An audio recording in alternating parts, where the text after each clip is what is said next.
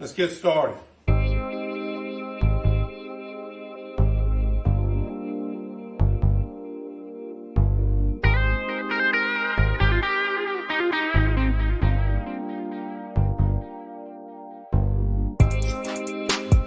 J.C. Sherbert. Woo! Woo! Woo! Woo!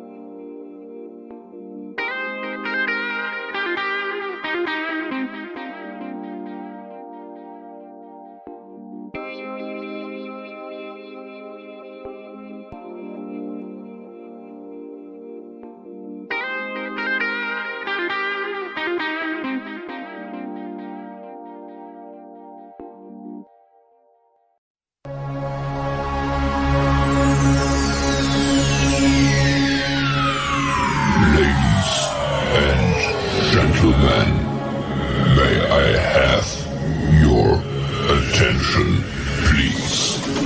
The show starts in 10, 9, 8, 7, 6, 5, 4, 3, 2, 1.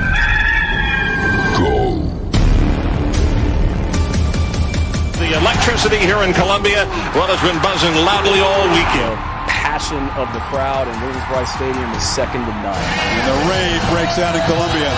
It is good! Gamecock fans, welcome home. See how it goes, but we'll be ready to go. It's time to root. Let's go, Carolina! It's gone! Touchdown! What a hit! He baked it in! Can you believe it? Gamecocks have won this game!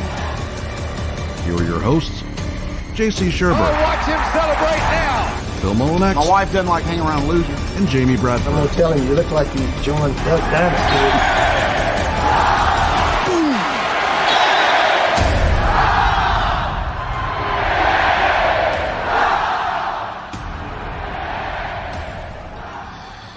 Yeah, there's been a lot of that going on. South Carolina athletically continues to just roll right along here in the spring of 2023. Greetings and good morning and welcome aboard Inside the Gamecocks, the show, live from the Sinorama Studios and very proudly presented by Express Sunrooms of Columbia. You'll notice a new face His name's JC Sherbert. He got captured by Mickey Mouse, but they did capture and release. So he has returned home and returned to our program, and he will be with us, luckily, until 1 o'clock this afternoon. Today, we all know Phil. He keeps it moving right along, and, of course, I'm JB. We'll be joined in about 15 minutes by John Whittle of thebigspur.com, which all of you should already be members to, but if you're not, you need to go ahead and subscribe, and then you need to turn around and tell 10 people also that are not members to the Big Spur. You also need to tell those 10 people to become members of Carolina Rise, and I'll let JC tell you more about that here in our program. Some major announcements over the weekend with upcoming events. But John will be here to recap South Carolina's second consecutive sweep in the SEC.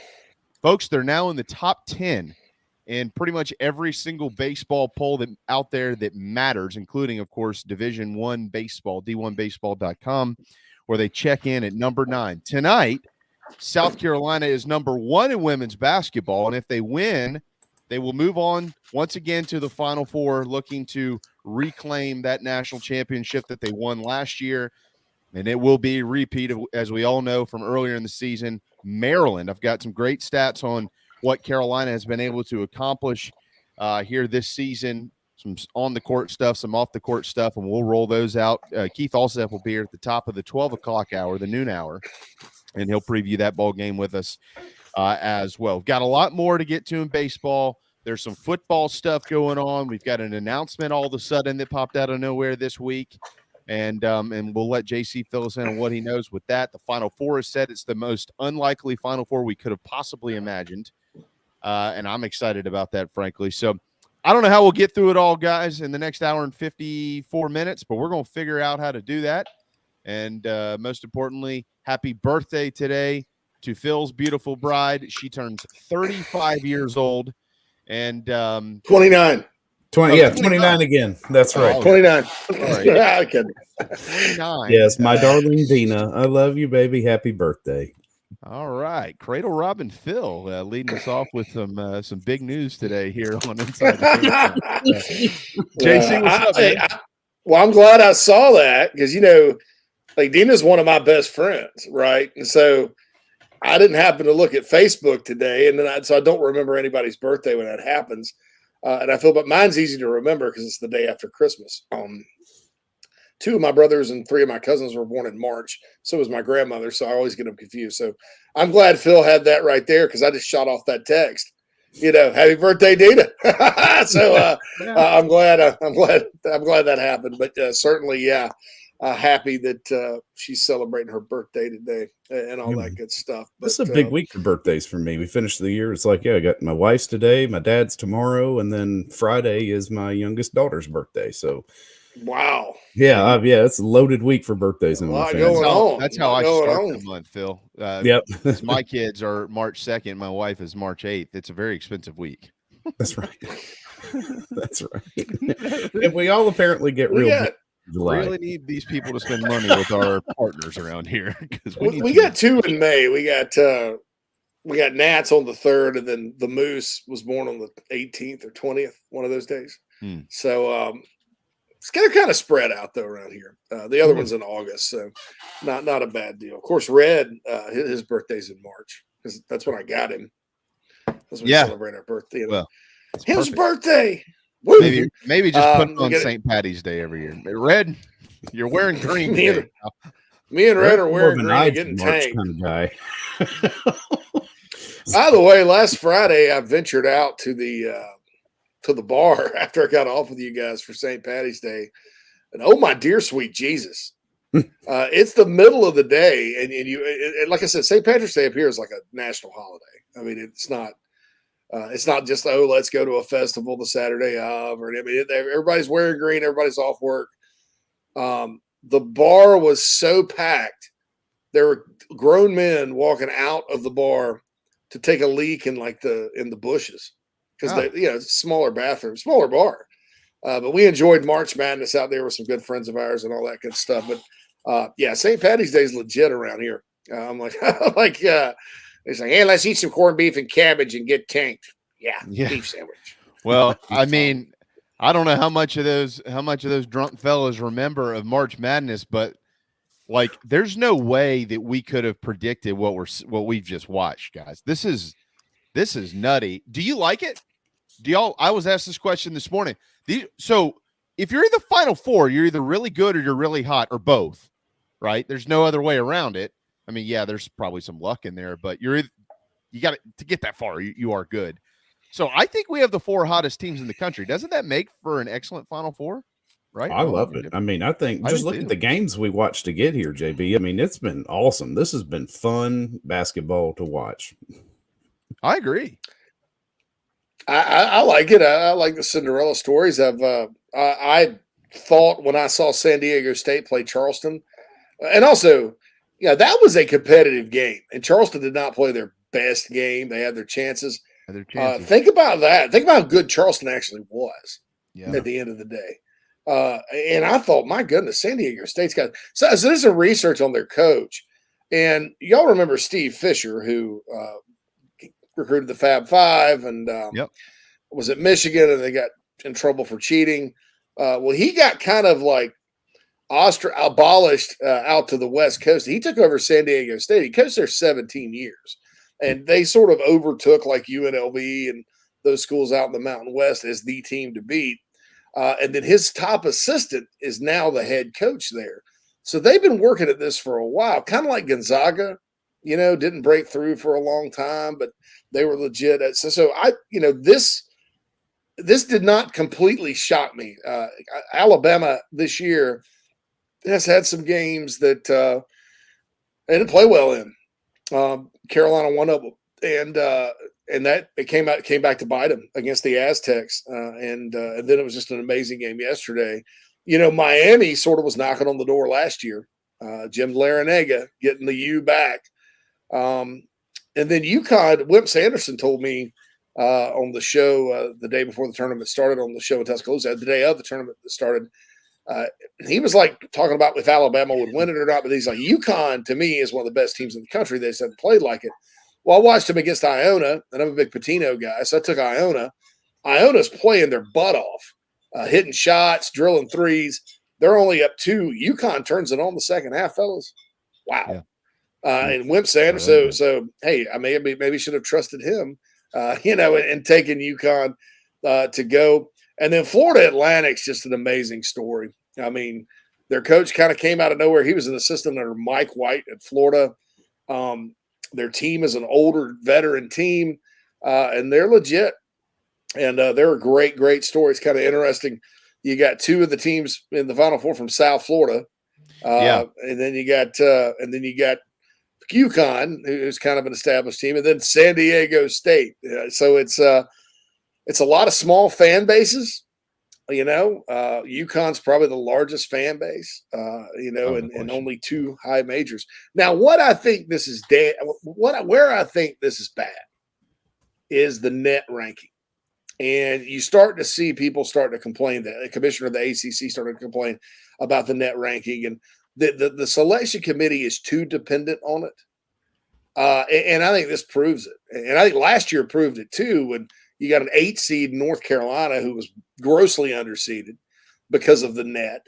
And then they go all the way to the Final Four. I think there's too much, that goes into that. That's not about winning basketball games. It's more about stats. And, hey, man, you want to play fantasy football? Go play fantasy football. Look at the net. Fantasy basketball? Go look at the net. But I just don't think they value wins and losses as much as they should. And then forget about the eyeball test, because I don't think anybody knows, in that meeting room anymore. So I think that sucks. And I think that's why we have 2 mid-majors and Miami in the Final Four. And I think they need to really take a good look at that because, look, Cinderella stories are great. Weird Final Fours are great. I love them. But this starts happening year after year after year, then your seeding process is an issue. And I see a bad trend happening with it. There's too many good teams that got left out. I don't care what anybody says. Clemson should not have gotten left out. And I think that among others, and I just think that at the end of the day, they got to go back and look at the net, look at how they've tweaked it, because They tweaked it after the first year and de-emphasized wins and losses and emphasized this bull crap, these metrics, this KenPom stuff and all that. And that's great for fans. And I love KenPom, and that's great to look at. But it should not determine who gets in and who gets out, because that's style of play. And the object is to win the game, not look pretty doing it. And that's bad for the sport of basketball. So I've had my rant there about that, but that's why we got Florida Atlantic and Miami, San Diego State, and UConn in the Final Four. Yeah, well, to your point, it's connecting the dots, because the net rankings when the tournament was announced, you had UConn was 8th, Florida Atlantic 13th, and San Diego State 14th, Miami 35th. So you had 3 of the top 14 teams by the net ranking that are in the Final Four right now. So it's just, in my opinion, it's smoothing out the process, right? And trying to perfect it a little bit. It's never going to be perfect. None of this is. But I mean, what it actually proves though here, JC, because what I'm saying, connecting the dots, is to the seeding, right? So I don't know that Florida Atlantic, they're a 9 seed, and there's a chance that the national championship could have 2 teams in it separated by 53 miles on I-95, right? Florida Atlantic and Miami, Boca Raton to Coral Gables. I don't know that if the net actually correlated with the rankings and the seeding. I'm not sure that people would be shocked to see Florida Atlantic here, but they are, because it's a 9 seed. If you actually went strictly by the net and by the eyeball test, you would have actually probably had FAU as a much higher seed. You know what I mean? Yeah. So, well, I'm in agreement with you there. I mean, I think with my complaint about the net is it's used as a more of a barrier to keep teams out than how necessarily, the teams that got in, because all these teams that you mentioned, they were getting in regardless. Right. So what I think they do is when they get to the first 4 out, last 4 out, whatever, they just go strictly off the net, and that leaves some deserving teams out. And then you're right, they open up a whole nother can of worms with the seeding process, which is asinine. UConn should have never been a 4. So it's like they're selectively using criteria to seed the field, but then they're they're not using that criteria to evaluate the teams that should have gotten in. That's just my rant on it. I think that I think the net sucks. I think even though largely, like you said, they all the teams in it were ranked highly than the seeding. I think the seeding is even worse. And I think they got to do something about it. I mean, I think that as much as the football committee, which we'll probably have some problems with that down the road because all these people are ancient. They still think it's the 1980s, and the object is to go undefeated. Oh, they're undefeated. You're in. I don't care if you have played nobody. So there's that. As much as the football committee does baffle you at times, the basketball committee, to me, has gotten worse and worse and worse.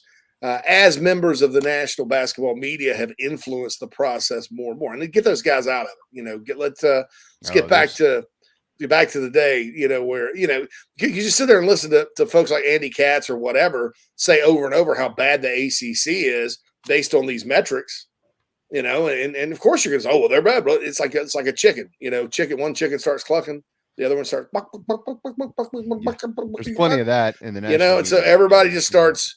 Believing it, and I don't like it. But anyway, I think that I will be watching the Final Four, and I will be pulling for FAU. I'm pulling for the Aztecs. I want to see FAU and Miami in the championship game. I just think that'd be a neat situation. Well, JB, South Florida's been an emerging basketball hotbed for a long time. I mean, it's when you think of great basketball places, you do think of New York, and LA, and New Jersey, and Philly. And Detroit, and Chicago, and places like that up north. But South Florida, really, I mean, it takes a backseat to no one. And Jim Larinaga done such a great job there because he sells the school. Their NIL, as much as I talk about it not working for football, and I'll stand by that, but I've always said for basketball, it's a different game. Because you can go get a mercenary and get hot at the right time and be okay. So their NIL thing's working. Larinaga a great coach. Then you got the stories like FAU and San Diego State, and and then UConn. Danny Hurley, really very impressive what he's done with this team. They're big and they're athletic and they can shoot. So it's going to be a heck of a matchup, I think. When you watch them play the FAU Owls in a couple of – they play FAU, right? And then San Diego State and Miami? Right. Yeah. You got am I right with that? No, you got Florida Atlantic and San Diego State and then Miami, UConn coming up after that. Oh, okay. So we're going to have Florida Atlantic or San Diego State in the final. Yeah. Either way. Yeah. Exactly.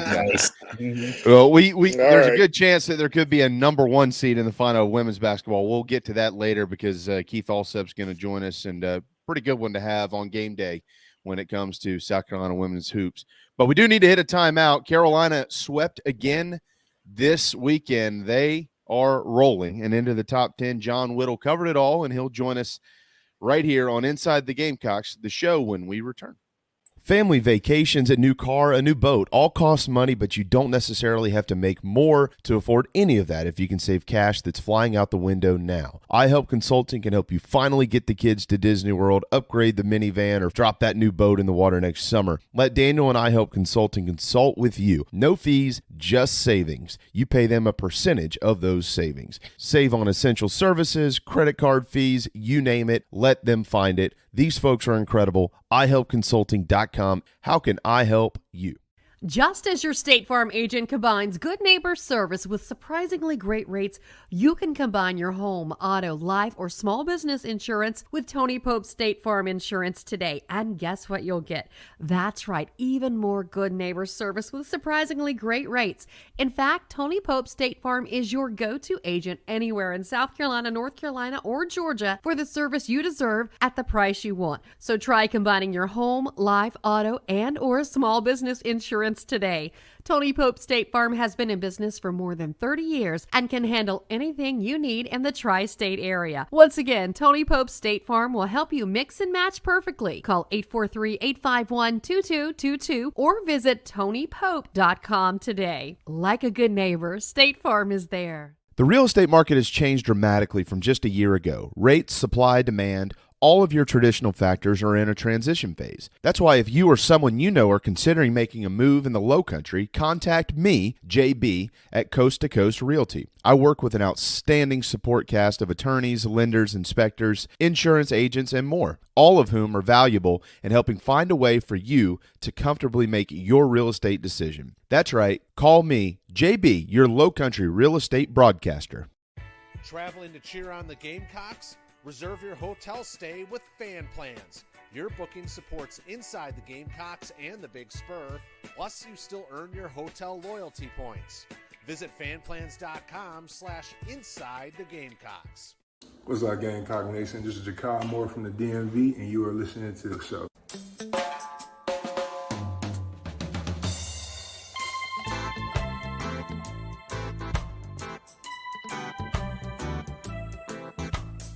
Welcome back, everybody, to Inside the Gamecocks, the show presented to you by Express Sunrooms of Columbia. Give John and his team a call. 803-446-4662 is how to get in touch with John.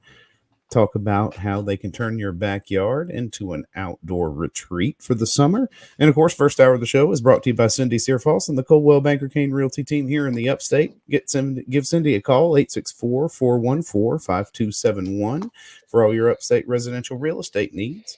We are joined now on the McKellar Enterprises guest line by none other than the inimitable John Whittle, best one in the business to cover and talk about baseball.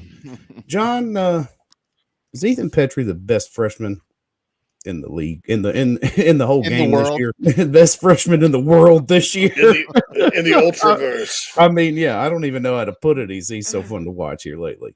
He's been awesome. He's been absolutely awesome, and you know, I didn't really see it coming. And we did he just announced his Carolina Rise deal about an hour ago maybe. And you know, when I was talking with him when we were doing the paperwork, he said, I mean, I didn't see me being able to do all this just yet. He said, my goal is just to hit a home run this year. Well, now he's up to 10.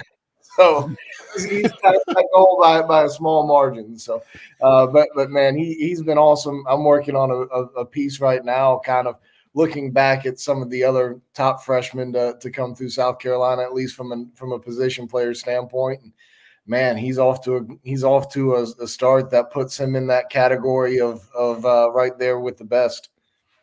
Yeah, I told Smoke last week. I said, "Dude, this guy is blowing your freshman numbers out of the door." I can't publicly say what his response was to me, but John, you've known Justin a long time. Let's just say he wasn't thrilled with the dig. Look, man, it really is incredible what they're doing right now. They're up to 5 in the RPI. They're in the top 10. And look at the cushion they've given themselves, John. It's 6-0 in the league, in spite of the fact that their potential first rounder and Will Sanders has not been the Will Sanders that we were hoping to see by now. His start the other night was it seemed to me like he's kind of been missing down, in the strike zone, because he hadn't walked a lot of guys, and then maybe nibbled a little bit on Friday night and just couldn't really find it. But in spite of that, they're 23-2, John, and they've given themselves real cushion here, because you've got 7 midweeks left, right? And you've got 24 conference games left. John, if you play 500 baseball down the road in conference, 12-12, and you go 5-2 in your midweeks, you've won 40 games. And you're a surefire national seed at that point, knocking on the door of a top 8. So, they're not playing with house money, but kind of unexpectedly are at the same time. Yeah, I mean, it's been a great start to the year. I mean, there's no doubt about that. I mean, I thought that the non-conference portion of the schedule would be pretty easy for South Carolina to navigate. They even did so a little bit better than I thought by about 2 games, and then I certainly didn't think 2 sweeps were coming. Not that Georgia and Missouri are the class of the league, but you've really positioned yourself well going forward, and Mississippi State is certainly reeling right now. And maybe this will be the week that everything comes together for them, and Vandy is a rallying cry, and things come together. But they certainly don't show any signs of doing anything like that right now. Their pitching numbers are atrocious. Their defensive numbers are even worse. And they're only mid-pack in the league offensively in most major statistical categories. So if you're South Carolina, you feel really good about going into this weekend with the matchup that they have. And we got to remind ourselves, it is the road in the SEC. It's all about not getting swept on the road. Certainly trying to win 2 of 3. You probably know this number. For those that don't, this really is incredible. Let's remember, Mississippi State won the national championship in 2021. We're not even 2 years removed from that yet. We still got 3 months to go. They have lost 17 straight games in the SEC, dating back to last season. 17 straight. That includes the end of the year, the SEC tournament, and the start to 2023. John, 17 straight. I didn't know that number, but that's incredible. I mean, sometimes teams just come together, right? And that's the way it was for Mississippi State a couple years ago. They had some just transformative figures in that dugout. They were all really old. I mean, they turned over their entire roster last year, but you don't usually see this kind of fall this quickly, regardless of the circumstance. But man, it's been tough to watch with a head coach out there who's a really, really good guy. Oh yeah, no question. Yeah, Chris Lamonis, and great guy. I saw I think our 24/7 sports guy that covers Mississippi State baseball tweeted, "If you weren't worried about this team before now, start worrying." And that was before they lost 2 more games last weekend. So I got to give credit to Whittle too for football. And I said I was going to say this. I posted it on the Big Spur. The Decarian jointed a running back thing. Whittle called this in 2020. We were sitting there after Marshawn Lloyd got hurt. I was on the phone with him, and he's like, "Man, I'd move Decarian joining a running back." And I'm like, "That's a great idea." That never happened. Well, now it's happened. And I always said that if it happened, I'm giving Whittle public credit for it. Because he is the best baseball guy out there, but he doesn't get enough credit, I think, for the football, basketball, and everything else he does. So hear me, Mr. Talent Evaluator guy in football. I'm telling you, John Whittle called 3 years ago to carry a Jordan, a running back. And doggone it, if it doesn't look like, at least for right now, according to reports from Tony Morrell and others, that it may work out. So, hey, hats off.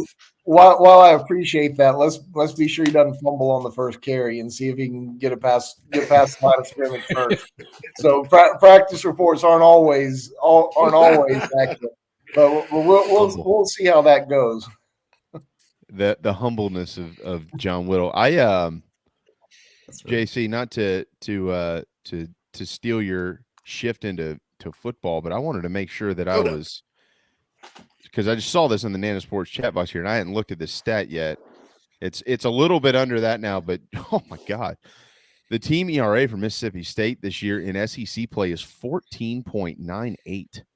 I've never seen that before. That's wow. John, have you learned anything at all in the last 48 hours, or learned more about the game plan to replace Will McGillis for the next, or foreseeable future month plus? Not too much just yet. I mean, I do know there are several options, and one is just to roll with what they did on Saturday and keep Will Tippett in there at second base. Internally, they love that kid and think he's got a huge future in the program. He could very well be the starting shortstop next year, potentially starting second baseman, very good middle infielder.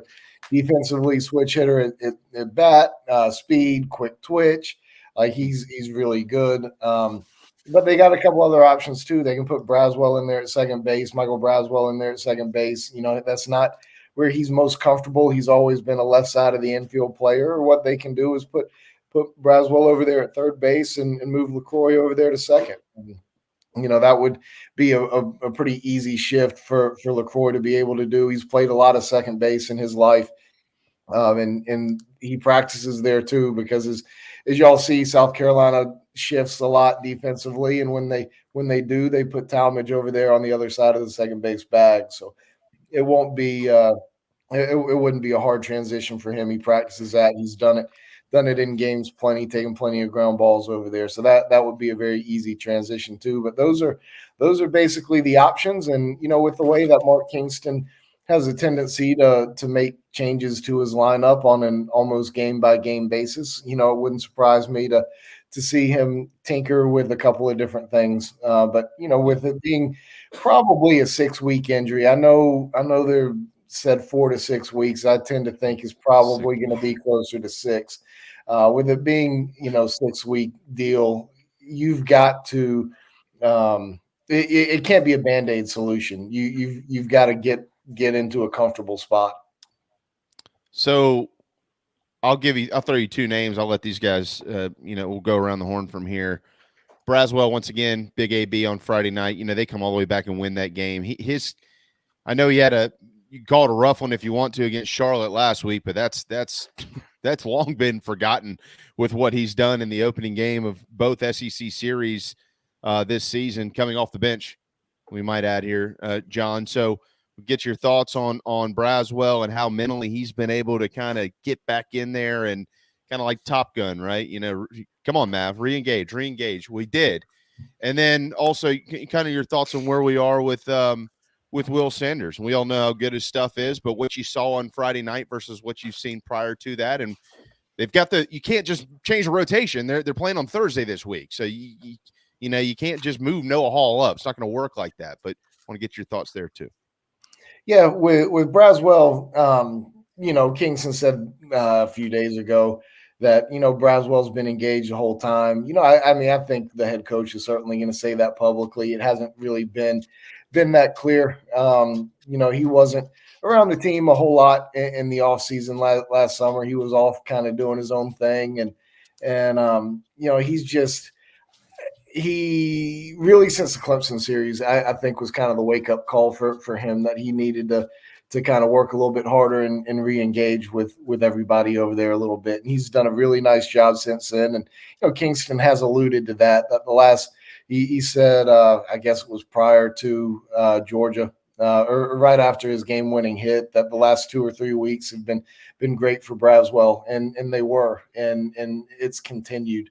So, he's earned his opportunity to get out there and get some playing time, and he's made the most of it and most of his chances. Everybody kind of laid an egg that game in Charlotte, and Braswell included. So difficult day for him, but I would try to get him in there a little bit. And then with Sanders, yeah, like you said, it's a Thursday, Friday, Saturday week this week, and you can't move kids up 2 days, especially at this point in the season, just in general. So you can't bump Noah from Saturday to starting Thursday and just drop Sanders back. And same with Mahoney from well, I guess it would be Saturday to Friday. But I wouldn't be surprised to see James Hicks. That's not me projecting that necessarily, but I wouldn't be surprised to see James Hicks get a start on Thursday this week. And whether you move Sanders up or keep Sanders in there or not, I'm not sure. I would have a tendency to lean to move up Noah a day, and Jack was moved up from Sunday to Saturday this week, so he'd be pitching on a full week's rest. So I kind of think you see James Hicks, but I don't know that for sure. Wow. Yeah. Would it be, you're saying in a starting role, potentially, this is all potential before this makes its way back to the message boards as it did to me last week, saying something that you didn't say. Yeah, correct. You're saying potential. I think you can see Will Sanders come out of the bullpen this weekend is what I'm getting to. James Hicks starting on Thursday and Will Sanders coming out of the bullpen. Now, that's not any kind of sourced information. That's me kind of reading some tea leaves and just kind of I could see it being a possibility. I'm not saying Will Sanders is definitely coming out of the rotation, but I could see him coming out of the bullpen this week. So there's a lot to unpack here, John, from like a mental standpoint, because I'm thinking about a lot of different. Number one, I'm thinking about like the stats you rolled out a minute ago. Like Mississippi State, they don't swing it very well either, so it is a great chance where you can maybe get your guy going. You also don't want to go on the road and have your ace who's been struggling get lit up by the worst team in the league, so you want to protect him there. You could do things like a PDS, like a predetermined split. Like we're going to give you 4 and we're going to Hicks in the 4th or 5th or whatever. So there are a lot of options here without just changing or moving up your Saturday, Sunday guys to your Friday, Saturday roles, or I guess the day earlier this week. But so we'll see what happens. That would be something. What are you thinking there, JC? Your hair looks good, by the way. I meant to tell you that earlier. It's beautiful. Yeah, it is. It's gorgeous. Absolutely. Anyway, yeah. So the Nana Sports chat box has some things. I guess you answered this from Chad. Will Carolina take a dip at second base? And how does the new how does that affect the batting lineup? I guess you addressed that. Ed says, have Carolina's pitchers done a good job of holding runners on? He's concerned a running team might give the Gamecock catchers fits. Yes. In short, most of the pitchers have done a good job of holding runners. Throwing out base stealers is not going to be Cole Messina's strength. It is at least not this year. Maybe that's something he can improve upon a little bit more in the offseason, but the pitchers need to do a really good job of holding runners, and most of them do, and most of them have.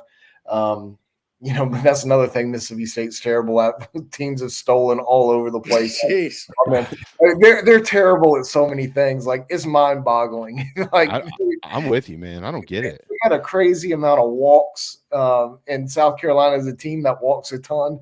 I may be at the ballpark each day for 4 hours just watching South Carolina walk to first base. But yeah, the answer to the question, yeah, I mean, it's something that is a little bit worrisome, but at the same time, South Carolina not really allowing a whole lot of runners on base anyway. So they're doing a good job of holding runners on, but they're doing a pretty good job of keeping them off base too. So that's obviously been really beneficial. John, one more thing, our boy 76 has another question here real quick.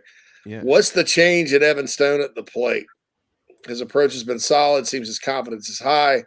He said if he improves and plays like that, put him back in center field. What say you? I know this is a guy you were really high on back in the fall. Yeah, and still am. I mean, his swing can get too long, and that's just that's his issue. Is his swing gets long, and he's just not that kind of guy. And when his swing's short, he does a little bit better. But he's not going to be a guy who is going to light you up offensively.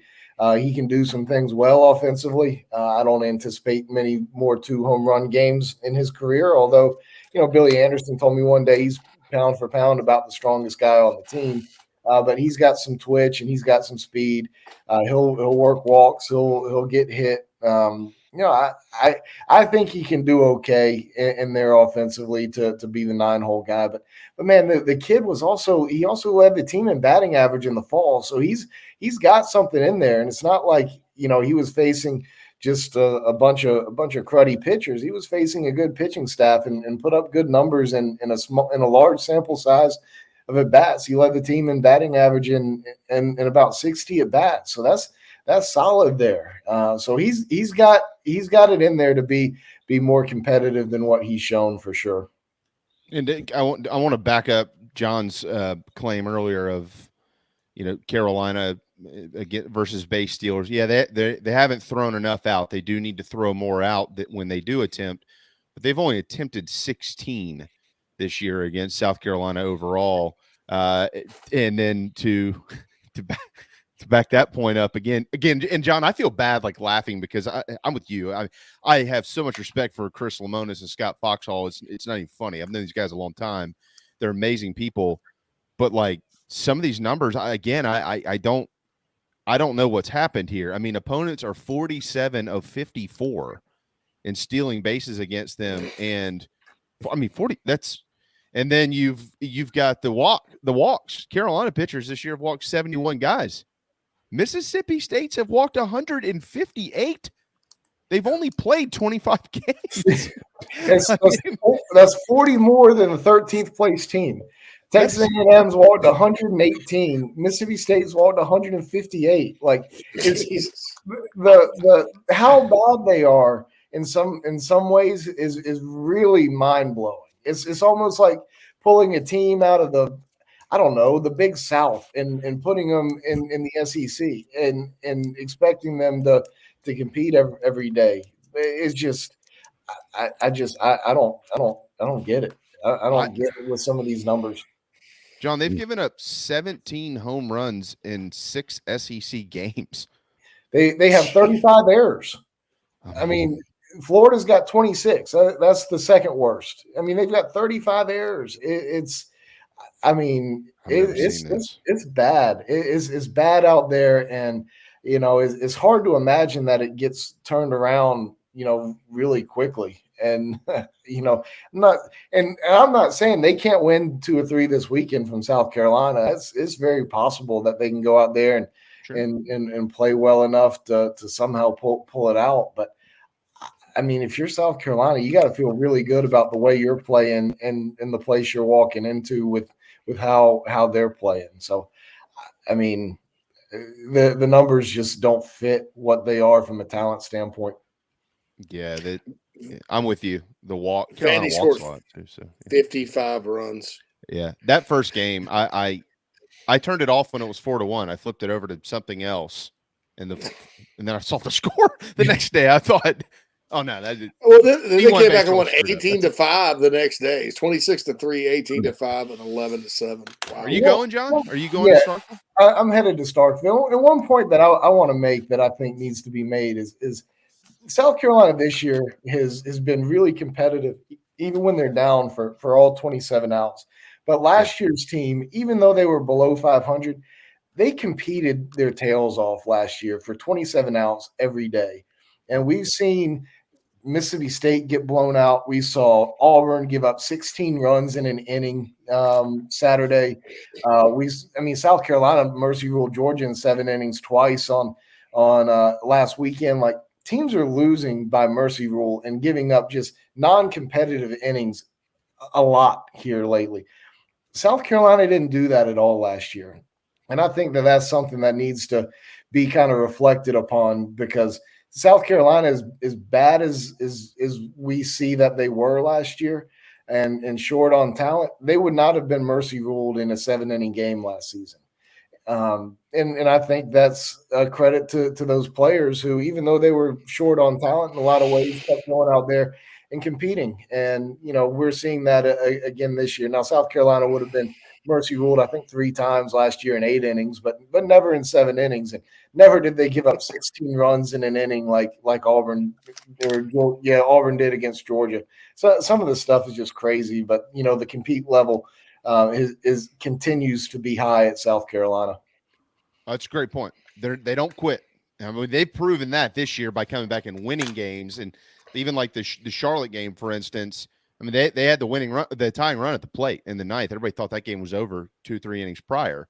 So, and Coach Lake pointed that out on our show on Friday. These guys, you better stick around for 27 outs to see what happens. Well, safe travels, John. Who's your pick now to win the national championship? Is it San Diego State? I can't keep track of who's in it now. I think you're going to see the worst ratings in any Final Four in a long time. I think fans want to maybe not want to see Blue Bloods. Blue Bloods will obviously always bring you the best ratings, but they want to see teams that they've watched all year too. And I don't know. We'll see how that goes. I'll be curious to see what the ratings look like at the end of this. We all love the underdog stories and the upsets and March Madness and all that kind of good stuff. But I think we only like that for the first couple of rounds and maybe into the Sweet 16. Maybe you can get behind 1 Cinderella, but 3, 4, I'm not so sure about. So anyway, that's my thought. That is an interesting point, because I think, to your point, guys, like if you had like Florida Atlantic versus Alabama in the national championship, number one, people would be wanting to watch Alabama. Number two, people would be wanting to tune in to go, could this really happen? Like, David Goliath. Yeah. If it's David versus David, well, it's just a matchup of Davids. It's just a couple of Johns, guys throwing rocks at each other. Slap fight. But but anyway, John, one more quick thing. 30 seconds. Missouri, how good are they on the diamond this year? Because I know they swept Tennessee, gave the Gamecocks all they wanted in 2 games. How good do you think that team is? That Carolina just beat. And that was another thing that I wanted, or I was alluding to about compete level. I think Missouri went out there and battled for, I won't say, I can't do the math, 27, 30 innings, I guess, for over the course of the weekend. Yeah, it was really impressive the way they competed. Now they've had some arm injuries. They had arm injuries coming into the weekend and had a couple more on the weekend. So I don't know that they're going to be able to win as many SEC games as I thought they would, because now they've become short on the mound. But those hitters battle. Luke Mann was preseason first team All SEC, their third baseman who hit 3 home runs on Friday night. He's going to continue to be good. Wilmsmeyer, their center fielder, who came in and pitched some, he's really good. They've got a freshman, Bargo, who's really, really good. Going to be somebody to watch for in the league going forward. I think they'll be competitive. I think they'll end up not finishing, in the bottom of the East, which they were predicted to finish last in the East by a large margin. I think they are at least able to get Georgia, if not maybe somebody else too. So I admire the way they play, and I think they'll be in the SEC tournament this year, if that means anything. The East certainly right now looks like the better division, which those will be going away soon, but I'll always call it the East, so for whatever that's worth as well. All right, John. Well, safe travels to Starkville, and get out there and let us know who's wearing number 37, backing up the 4th string kicker in practice this week. Because, how those message boards. Well, who's this guy? Why is he there? Why is he on the ground? Right, absolutely. We'll do our best to bring you everything you need, including the 4th string punter. Yeah. Why is this guy catching punts? He doesn't need to be out there. Get him out of there. Shane doesn't know what he's doing. Fire Ray. All right. Appreciate you guys. Thanks, John. That's gonna be that's JC. Your hair's not Fire Ray. Fire that. That's right. Carolina's in the top 10. They should be number 1. Fire him. Fire Ray Tanner. Fire him. Get rid of him. Fire. If Ray Tanner were coaching this team, they'd be number 5. Yeah. All this talent. Yeah. Oh yeah. Fire him. All right. Break time. We got great stuff time from Whittle. We'll be right back. I don't know who you are. I don't know what you want. If you're looking for a karaoke partner, I can tell you, I can't carry a tune in a bucket. But what I do have is a very specific set of skills. Hang up now, and your IT nightmares will continue. But stay on the line, and I will find you. And when I find you, I will fix it. Thanks. I think I have the wrong number. I'm trying to call Matt at Heritage Digital. He has a one-price, low-cost, turnkey solution for all my IT needs, and I'm sick and tired of my IT guy. So, yeah, 843-699-1001. This is 1002. Oh, well, thanks anyway. Don't be taken by some IT dude that talks a big game. Give Matt at Heritage Digital a call, 843-699-1001.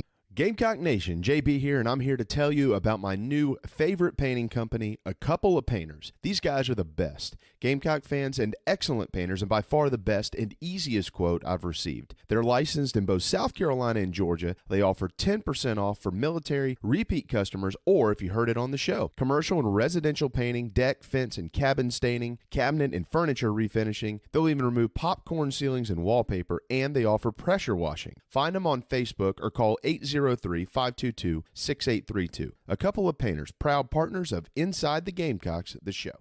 Golfers and wannabe golfers, former Gamecock golfer Meredith Taylor is now a full-time golf instructor in the Midlands of South Carolina. In-person golf lessons are held at the Country Club of Lexington. Half-hour, hour, on course 9 or 18 holes. And if you're outside of South Carolina, Meredith conducts virtual lessons. Just send in your golf swing for analysis. Gift cards are available for in-person 1-hour lessons. Connect on Twitter at Mayor Taylor and find her online at McKellarEnterprises.org. Her email is on the website. Schedule your next lesson today with Meredith Taylor, former Gamecock golfer. You're tuned into Inside the Gamecocks, the show. Sideline and picked off. Brad Edwards will get a convoy. Touchdown, South Carolina. Spur, spur, spurs. You ain't just a bird. You're top of the coop, star of the show. You're a rooster who's born a pro.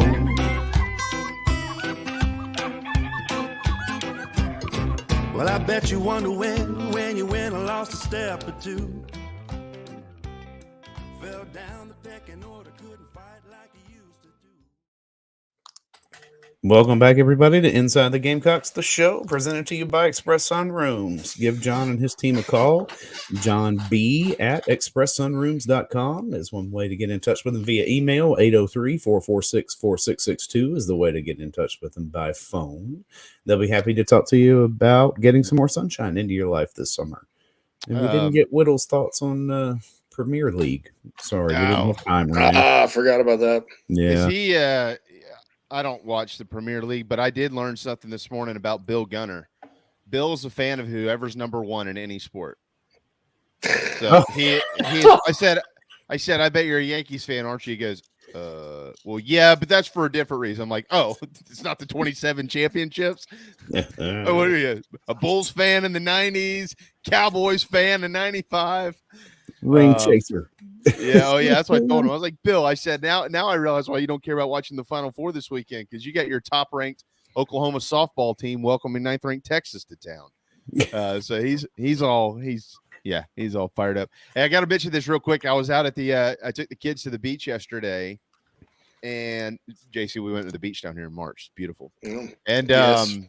We were just kind of sitting there collecting some stuff. This cat comes flying by me on an electric bike, and he got it from Electric Bikes of Charleston. I mean, he didn't listen to our show, so I wish that I could have thrown that plug in there. But dude, he was roaring down, and he ended up coming back. And I said, how do you like that thing? Good. Where'd you get it? He said, Fletcher Bikes. It's over in Mount Pleasant. I said, yep, I know exactly they are. So if you want to be like the guy on the beach who was no fear, dogs, jellyfish, anything that was in front of him, it was up to them to move because he was not. ElectricBikesCharleston.com, or if you're in the Low Country, make sure you stop in and see Michelle and her team. Gamecock owned and operated up to 28 miles per hour, but I'm pretty sure that this guy went in there and rigged it because he was more along the lines of about 48 miles per hour as he was headed down right along the water line out there on Kiowa. So ElectricBikesCharleston.com. All right. So Marcus Satterfield. Who? Mark. All right. So this is from the Omaha. This is where we're going. The Lincoln Journal-Star. All right. So here's his plan. Now, here's why this plan's awful for the SEC, but could work in the Big Ten. So all that talk about 13 personnel last year that scared everybody, and we were like, oh, no, he's not really going to do that. Yes, he is, Brett. Yes, he is.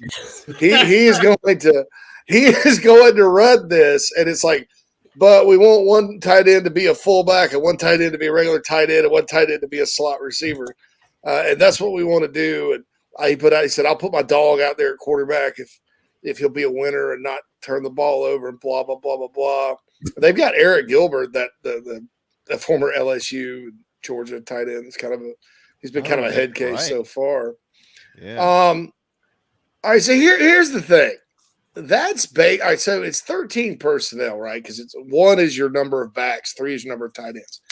But essentially, what that is, guys, is the old school I formation, where you have a fullback and a tailback and a tight end, and then you have a slower guy in the slot. And what that does is it takes your speed completely off the field and forces you to really rely on what should be a power run game or a short controlled pass. I don't want to say controlled, but a shorter kind of dink and duck passing game. And I just, I would have never worked at South Carolina. And honestly, that's really not that's not what I saw that he tried to run. But man, boy, you talk about dodging a bullet. If that was the plan moving forward, good luck ever recruiting a receiver or a quarterback that can throw it over 10 yards here.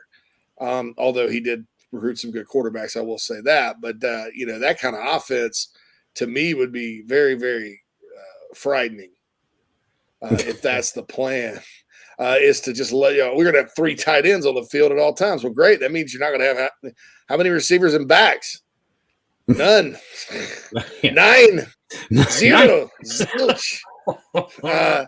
And so that's funny. But anyway, good luck to the Huskers this year.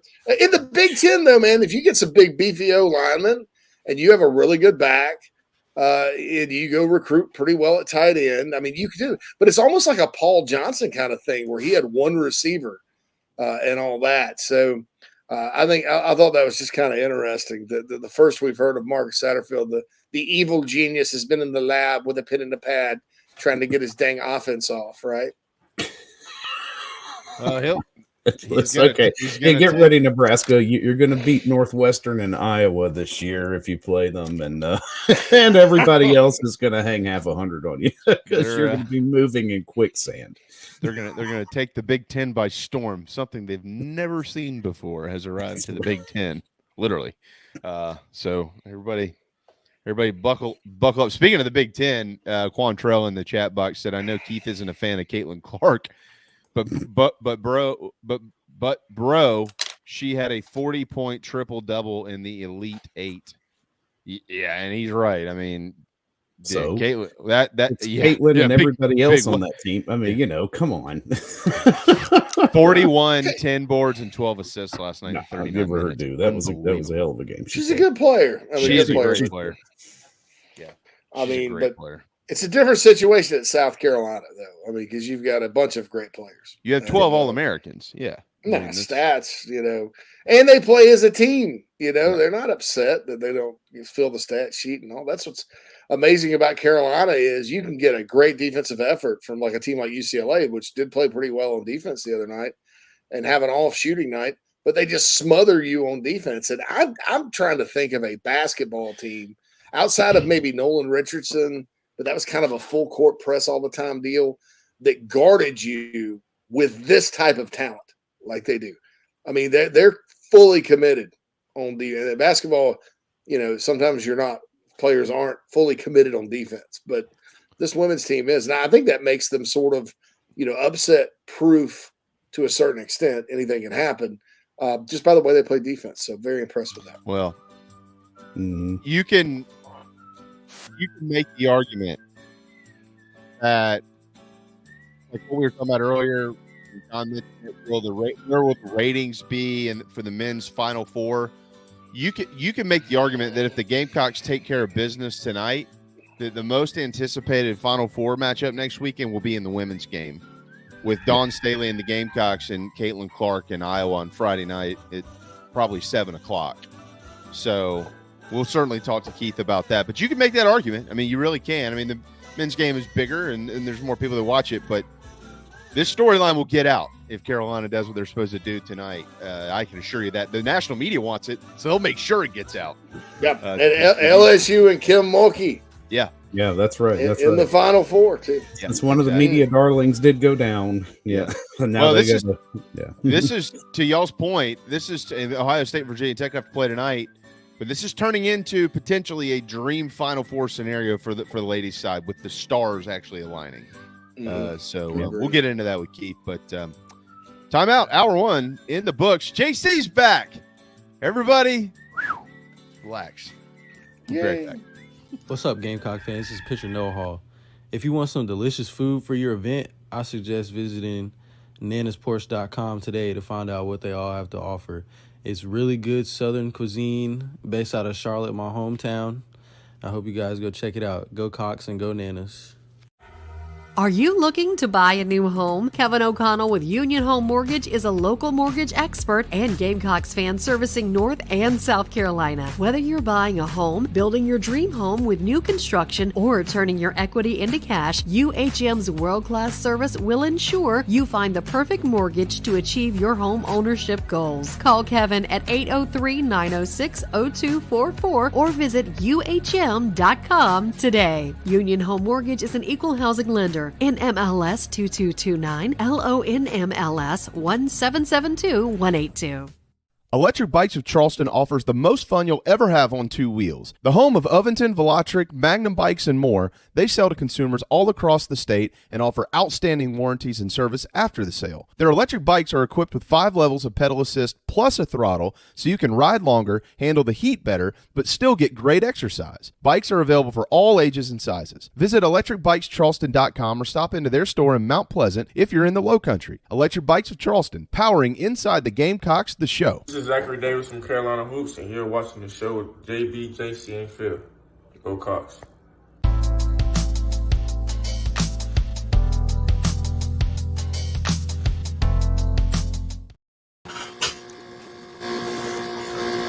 Welcome back, everybody. Inside the Gamecocks, the show is brought to you by Express Sunrooms. The second hour of the show starts now. And we're joined now by Keith Allsep on the McKellar Enterprises guest line. Keith, it looks like the men's tournament is just like you drew it up, and the women are, no, I'm kidding. What do you think about the performance that Dawn Staley had against and the girls had against UCLA this weekend? I thought UCLA had a chance to cover with their talent, but it just looked like they got smothered out again. Well, I have a perfect bracket thus far in the men's tournament because I just keep changing it after every set of games. So my latest bracket is not busted. Unlike everybody's original bracket that is disintegrated. This is the first time. It's the first time in the history of the NCAA tournament where there will not be a single top 3 seed in the tournament. And so all the geniuses that sit in the room and debate and look at KenPom and all these other metrics and come up with the top 12 teams Think about that now. 4 regionals, none of the top 3 seeds. That's 0 of the top 12 teams that the committee said these are the top 12 teams in the country. Not a single one made the tournament, and Texas was the only one that had a chance. And FAU, I mean, hey, Lamont, check out how Kansas State and FAU have become relevant because it's a transfer portal. And it's finding guys that other teams clearly don't want. Hell, I can't even believe Miami. I mean, Texas just went ice cold in the second half, but really, I thought Dylan Dessou, that injury for them, that just doomed them. They were able to win on Friday, but you get tired legs, the game gets tight, and then you got to hit outside shots against really good defense, and they just couldn't do it. Of the 4 left in the men's side, who has been the most impressive team to you thus far with how they've moved through their side of the bracket? UConn. I mean, clearly UConn, the way they just absolutely boat raced Gonzaga in the second half. It's crazy. I had them as one of my teams to watch as far as going to the Final Four. I thought they could come out of that regional. I thought Texas could come out of their regional, but they fell to Miami. Of course, I was not anticipating Dylan Dessou's injury. But it's just a wild, wacky year. I mean, who had, Alabama and Houston going out on the same night? I mean, that was wild and wacky. I was on the baseball diamond Friday night, and they were giving scores in between innings, and 2 number ones go down, and it was wild. There's been a lot of upsets on the women's side, and then I think last night we saw Caitlin Clark sew up the National Player of the Year because there were guys on Twitter last night live tweeting during that Iowa game about Caitlin Clark, national guys that never tweet about women's college basketball, like Bruce Feldman and guys like that. And they were going off. And, I think, number one, Louisville, I was surprised they made as far as they did. They're very limited defensively, but Caitlin Clark, 40 points, 10 rebounds, 12 assists, 41 points. Don't let me shortchange her. 11 of 19 on 19 field goal attempts, 41 points, and 8 of 14 on threes, 11 of 13 from the free throw line. It may have been maybe the most dominant performance across the board I've ever seen in a women's college basketball game. So, Keith, we hit on this last week, and in just a second, we'll let you kind of take us through the matchup tonight between South Carolina and Maryland, their second of the season. If Carolina takes care of business, though, the way that we all expect them to do,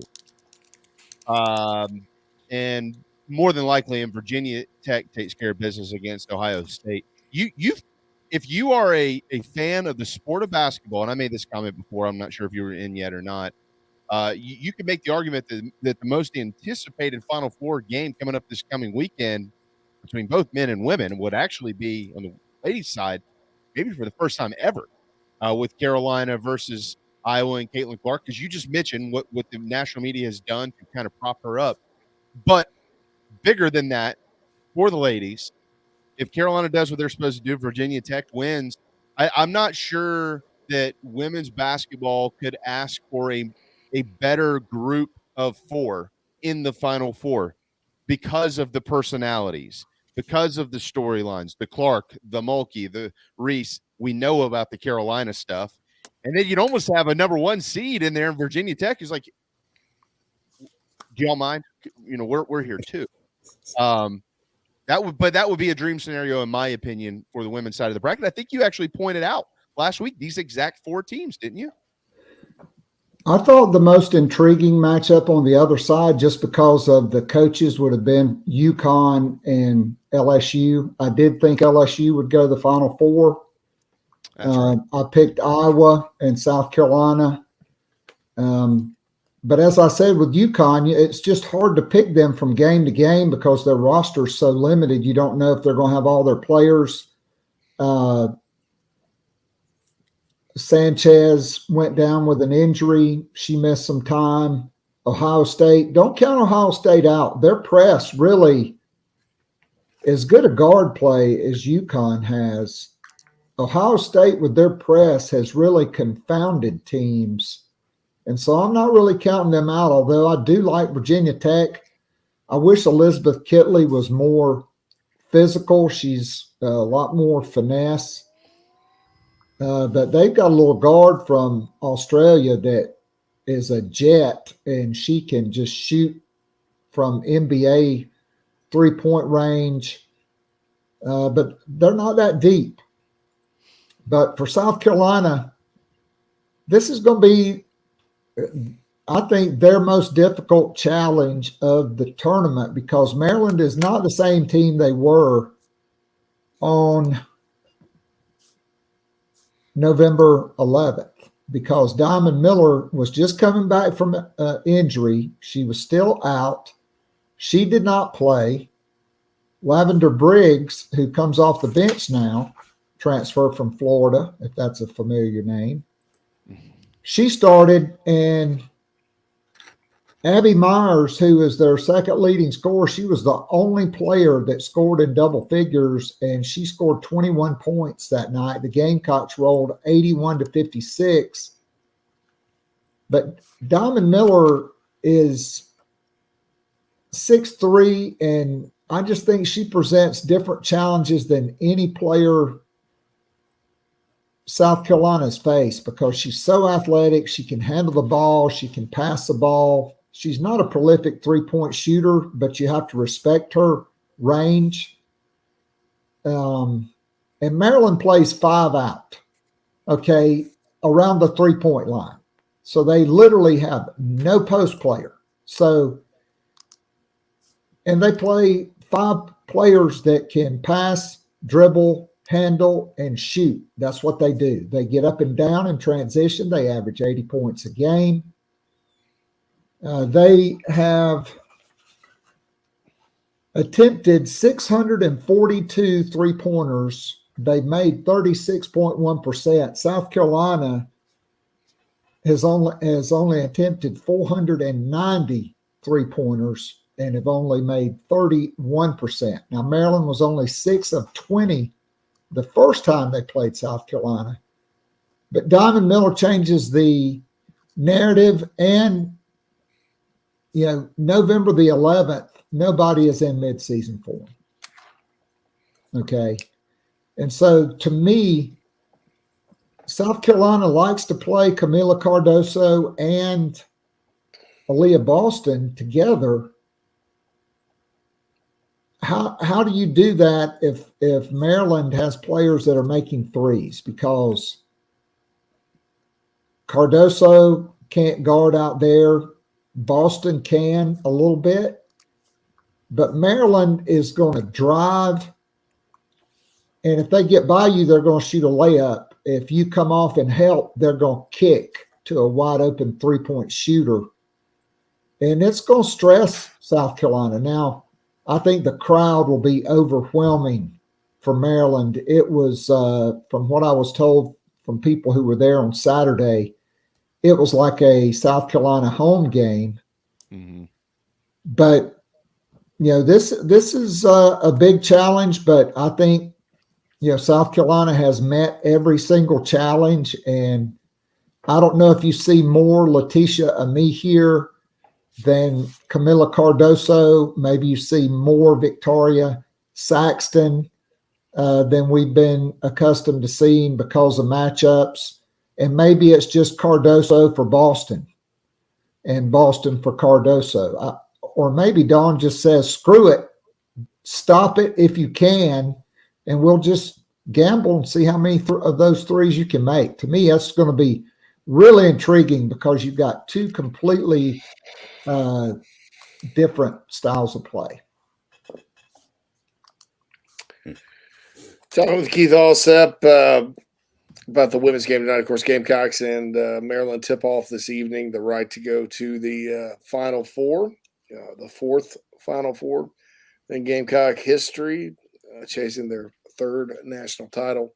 You're right. Maryland probably isn't the same team that they were way back when, and I think that they've looked pretty good and played well. And you mentioned the crowd and all of that. Who's the pressure on more tonight? I would think most people would say Carolina because they hadn't lost a game. But you kind of sit all year with that loss like Maryland did, and you've played this well, and you arrive at your moment of redemption. Sometimes I think that it's almost like a reverse effect with teams kind of, oh, here we are again. I'm going to take my other shot. Whereas the favorites sort of back there and relaxed and ready to roll and just playing their game. What do you think about that? All right. So for South Carolina, they've won 34 straight. That ties the record for wins in a season. I'm assuming with one of the two national championship teams. They won 40 games in a row. I think the pressure is on South Carolina because I think every game that you go, I think the pressure mounts because you get that much closer to the season of perfection, that much closer to your goal. I think nobody does a better job than Dawn Staley of keeping the main thing, which is one game at a time. I think you have a very veteran team that almost everybody on this team, other than the freshman and Kara Fletcher, they've won a national championship.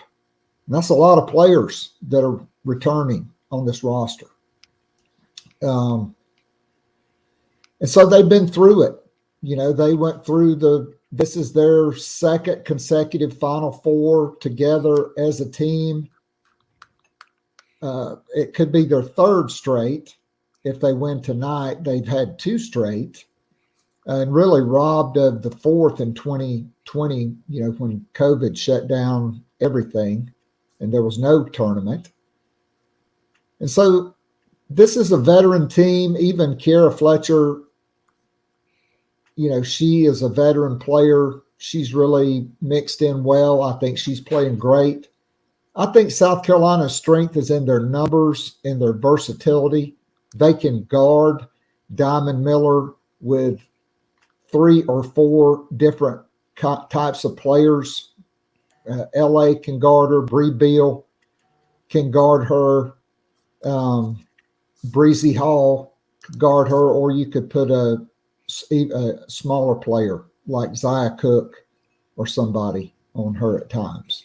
But you got to worry about Abby Myers because, man, she really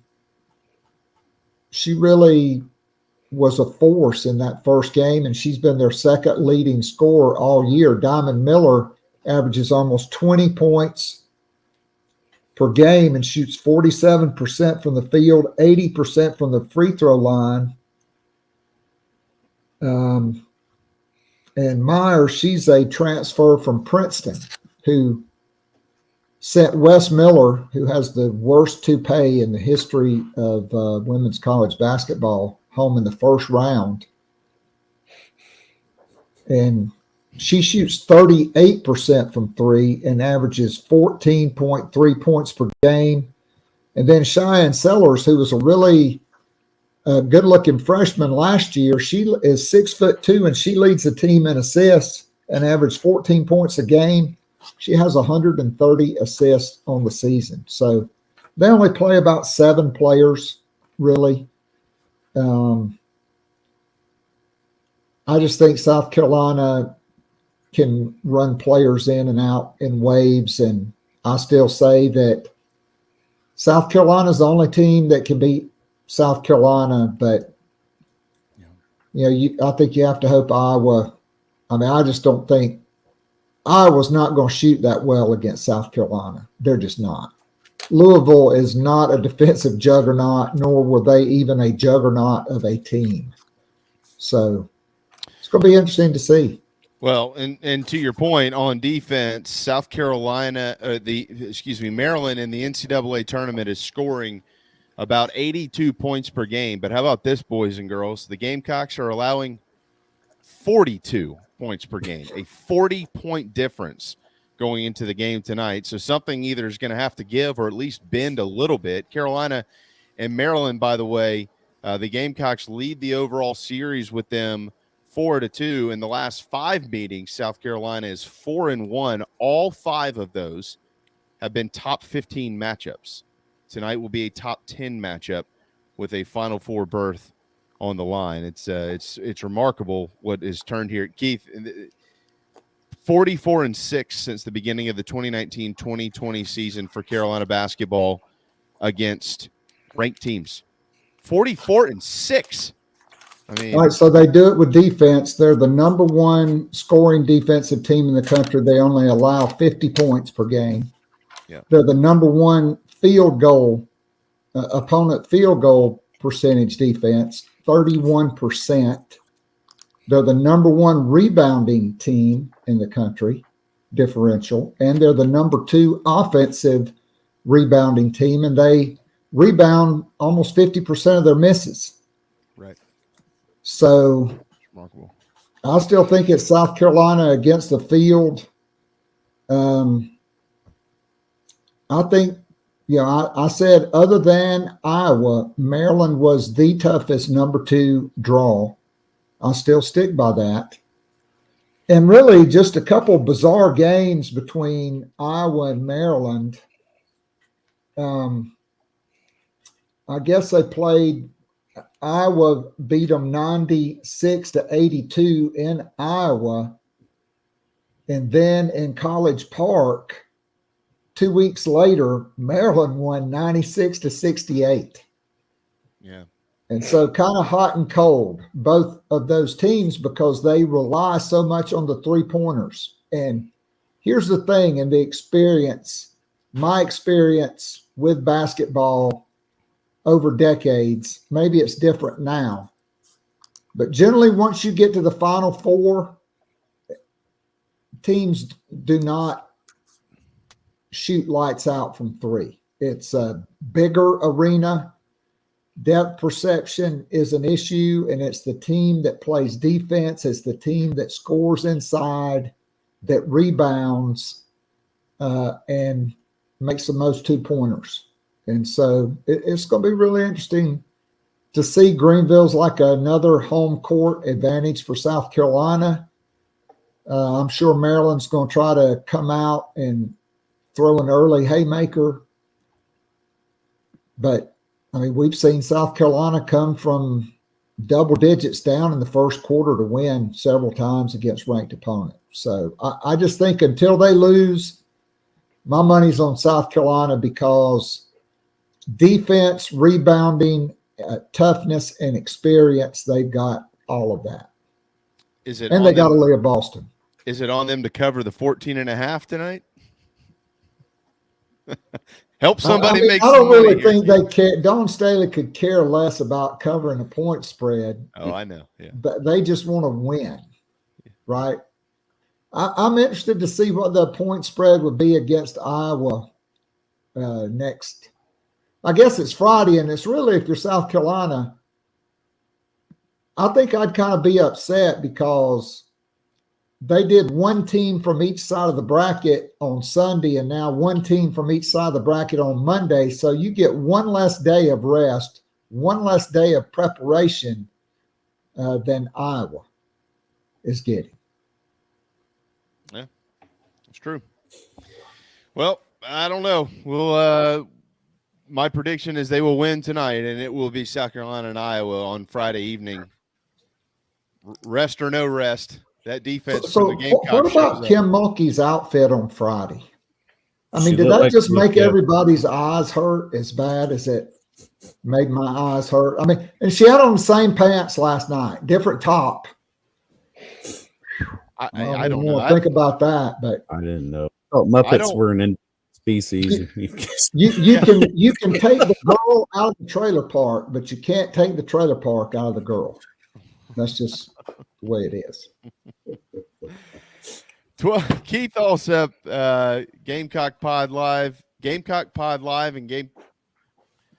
I do this every single week. Gamecock Pod Daily and Gamecock Pod Live. I always want to say, locked on the Gamecocks, but I know. Then I tongue tie myself. It's good not to have that locked association anymore. Yeah. Yes, it is. I saw some of that in some other markets that just was less than stellar, right? So I think Gamecock Pod Live is perfect. Yeah. Yeah. Hey, I hope you had a great vacation. JC, looks like you put out a big story on year 3 and why Shane Beamer is poised not to have that dip. Man, I hope you know who's coming in you must know who's coming in on the transfer portal. I have major concerns on defense, but I think the offense is going to be much, much better. Maybe they'll just outscore everybody. Well, I don't know. I think they'll be all right with edge. If they, Strawn has to come back healthy. I think Desmond Umeazulu is actually further along than people maybe anticipated. Terrell Dawkins, to me, is like the linchpin for the whole thing. They're going to be young. Don't get me wrong. Pup Howard may be your starting linebacker. I mean, and the best one you got. But I think they have a chance to be okay. They're just going to have to kind of not line up 230-pound defensive ends for multiple snaps in football. Yeah, you can't have fine Waldo because Notre Dame found Waldo every time in the bowl game. Yeah, but I don't think there'll be a dip. I think this team could win 8 games just like last year, and now if the portal wasn't here, I think everybody'd be like hoping he could get back to a bowl. But the portal kind of changes things with regards to that 3rd and 4th year dip, and maybe Shane can avoid it. So that's the deal there. Certainly, there's a lot of good players that are coming back, and a lot of good players coming in. So we'll see what happens. And recruiting continues to roll right along. So I think in 2 years, 3 years, it's gonna be a whole different conversation about expectations at Carolina. So, and the playoff will be at 12. Yeah. And they'll be starting the conversations about how to get it to 36. Never ends. Yeah. Kind of like the NCAA tournament. Exactly. So I was about to say. When South Carolina was really good, like you had to win the ACC tournament, and it was set up that year. Roach got the injury. The East Regional was at McGuire Arena, and so there's only 16 teams, 4 regionals. So basically you had, or maybe it was 2 regionals. You only had to win 1 or 2 home games to go to the Final Four. Yeah. And Roach turned his ankle against Wake Forest, and McGuire, his ego got the best of him, and they played chase against Norm Sloan and NC State. And even though they went undefeated through the ACC regular season, they lost the conference championship, didn't go, and Bobby Crimmins went on about a week blackout drunk in the mountains, and it's still like the worst experience of his life. He's an Irishman, man. Come on. So yeah, I read the Bobby Crimmins story about that. They were just that was just disappointing. So many body blows that this basketball program's taken. Roach turns his ankle. Thornwell gets the flu. Crimmins goes back to Georgia Tech. Thanks, Jim Carlin. Coppin State and Richmond. Yeah, back-to-back years. I mean, just body blow after body blow. Fang Mitchell. I still remember watching that game, and I just kept thinking, all right, well, we're getting ready to make a run. Well, I'm not worried. We'll make a run. Well, I mean, Carolina was up 9 they were up 40-31 in the second half, and I thought, well, they're going to put them away, and then they just went ice cold. And it's just a disaster. Just a disaster. So, all right, Keith. Anyway. Appreciate Keith, have it, a man. good one, man. Pulling through tonight. Appreciate you. Should be interesting for Can't sure. Have a great rest of the week, guys. JC, great to see your face back on the show. Glad to be back, man. All right. Yes, We'll be back Thanks, after Keith. these messages. The show rolls on. Just as your State Farm agent combines good neighbor service with surprisingly great rates, you can combine your home, auto, life, or small business insurance with Tony Pope State Farm Insurance today. And guess what you'll get? That's right, even more good neighbor service with surprisingly great rates. In fact, Tony Pope State Farm is your go-to agent anywhere in South Carolina, North Carolina, or Georgia for the service you deserve at the price you want. So try combining your home, life, auto, and or small business insurance today. Tony Pope State Farm has been in business for more than 30 years and can handle anything you need in the tri-state area. Once again, Tony Pope State Farm will help you mix and match perfectly. Call 843-851-2222 or visit TonyPope.com today. Like a good neighbor, State Farm is there. If you're in the upstate of South Carolina and are in need of residential real estate services, Cindy Bass Searfoss of Caldwell Banker Kane is for you. Ask her about the village at Creekside, all of her listings in my hometown of Spartanburg, South Carolina, right there on Daniel Morgan Avenue, married to a lifelong Gamecock fan. And many of our listeners have already bought homes from her and been 100% satisfied with the detail and care she uses. Cindy Searfoss, 864-414-5271, Caldwell Banker Kane in the upstate for your real estate needs. Are you looking to buy a new home? Kevin O'Connell with Union Home Mortgage is a local mortgage expert and Gamecocks fan servicing North and South Carolina. Whether you're buying a home, building your dream home with new construction, or turning your equity into cash, UHM's world-class service will ensure you find the perfect mortgage to achieve your home ownership goals. Call Kevin at 803-906-0244 or visit UHM.com today. Union Home Mortgage is an equal housing lender. NMLS 2229, LONMLS 1772182. Hey man, are you sick and tired of your business computer guy? Yes, he takes forever to call me back and doesn't always respond to the requests. Yeah, same here. I'm paying him good money. I constantly have issues, and I'm worried he's not backing up my network and securing it properly. You know what, Phil? Let's ask Stone Blanton. Hey, JC and Phil, if you want a solution to your IT problems, give Heritage Digital a call. Our boy Matt Odom has a low-cost, one-price solution that will get you running right. Call 843-699-1001 or heritagedigital.com and ask for Matt. He will hook you up today and tell them Stone sent you. This is freshman All-American Nicky Memorial of the Carolina Gamecocks, and you're listening to The Show with JC and Phil.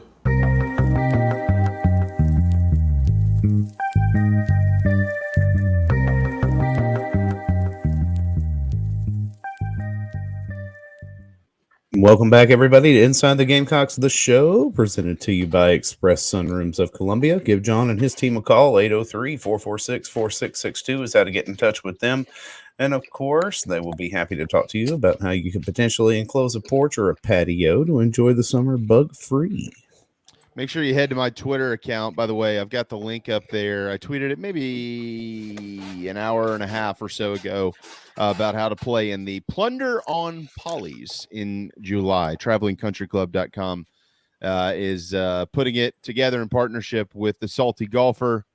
It's a sweet tournament. One round at Caledonia, one round at True Blue. If for some reason you can't play, we get it. You might be busy, you might be traveling, whatever it is. But if you are busy and traveling, especially in the Carolinas, and you want to play golf, then you need to be a member of this club, TravelingCountryClub.com. I'm a member. I'm really proud to say it now. There are some awesome courses that I look forward to playing here soon. Actually, in the upstate, I'm going to head up there for a nice long golf retreat, and then we're planning a boys' weekend with my old buddies, Nick Godwin and all those guys. We're going to go to Santee and play a couple of rounds, and so we're excited about that. TravelingCountryClub.com. It's the modern golf club experience, and they tee up the work week here on Inside the Gamecocks, this show, TravelingCountryClub.com. Join me. Be a member of our club. All right, so a record could get broken tonight, and I'm going to ask you, too, if you think it'll happen. South Carolina has swatted 315 shots this season. That's the second most in NCAA history. In 2014, UConn batted down 324. We're talking about blocks. Can they tie or break that record tonight? JC, what say you? Yes or no? Yes. Phil? Not tonight. I think they do it Friday. I'm with you. I'm under. I think they get close, but they break it Friday. Well, it's kind of like he said, though. Maryland doesn't really play a center, so if they go in and start challenging the big girls, I think that they could, add up pretty fast. That's it. That's interesting. I was looking at Diamond Miller, their leading scorer, 19.6 per game. She shoots just 21% from 3-point range. Do y'all know that? 21%. Volume must be.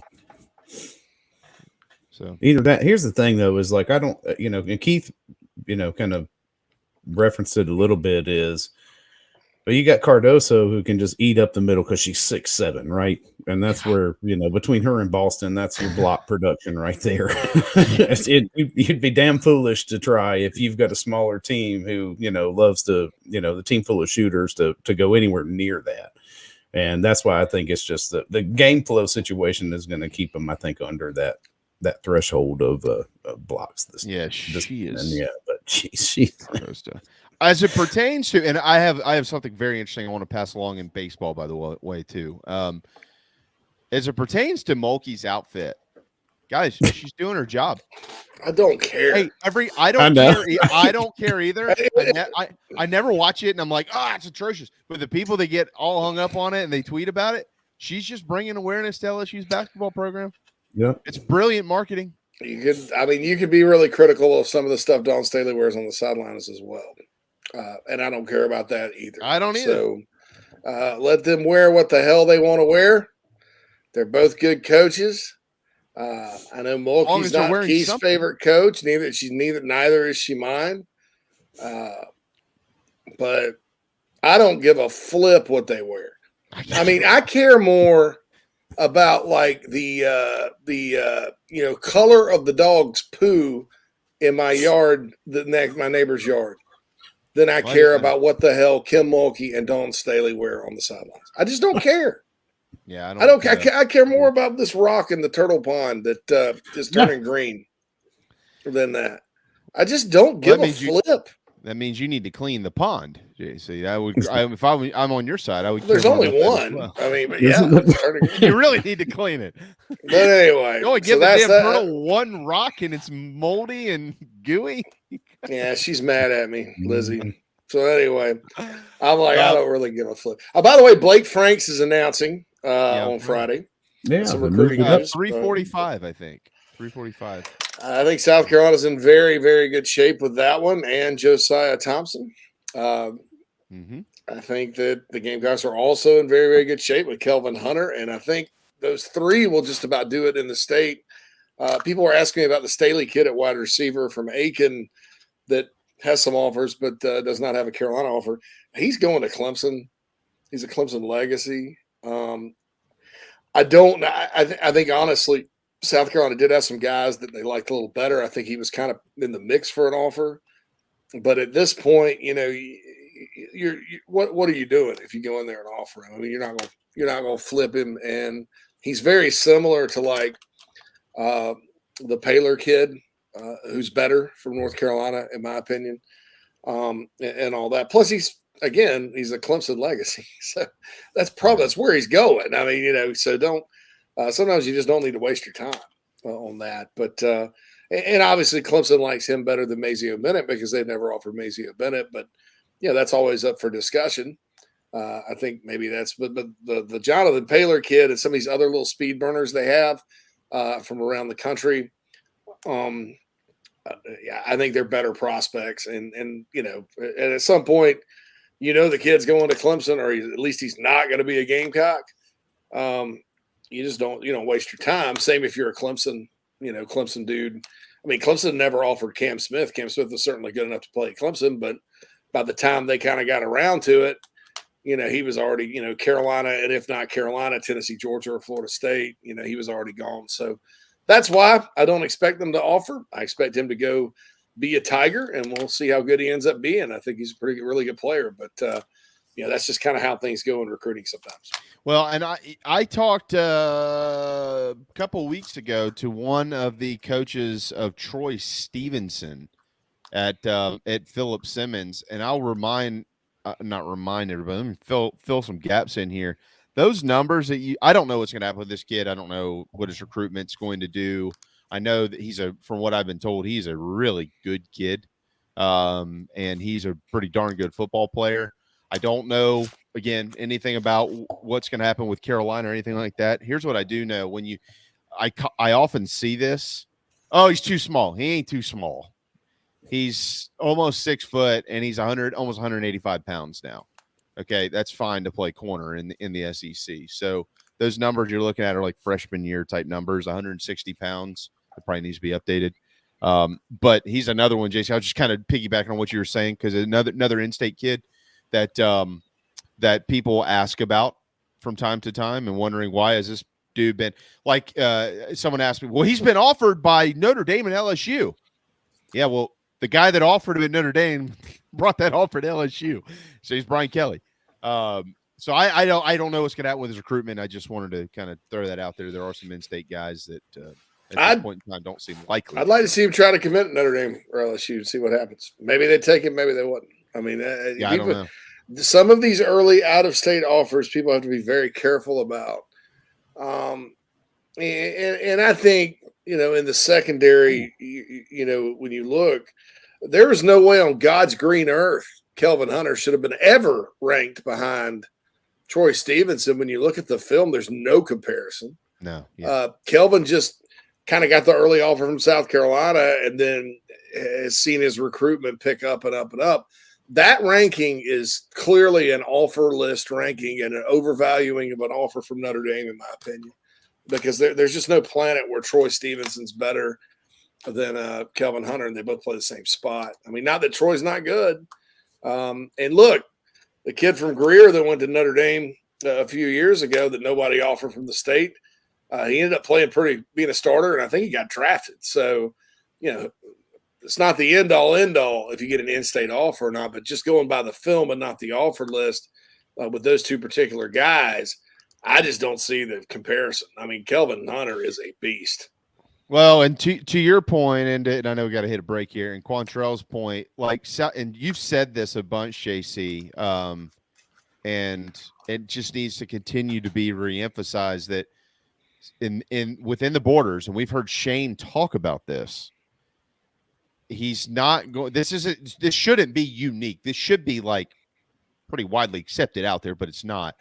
They're not going to offer a kid in South Carolina that they aren't willing to take a commitment from. Now, they might wait to offer that kid when they feel like they are ready to accept a commitment, but they have to be ready to accept a commitment if they're going to put out an offer. And a lot of schools don't, right, JC? I mean, you've been in recruiting for 20-something years. They'll throw in an offer, a kid wants to commit, and they'll go, well, hold on.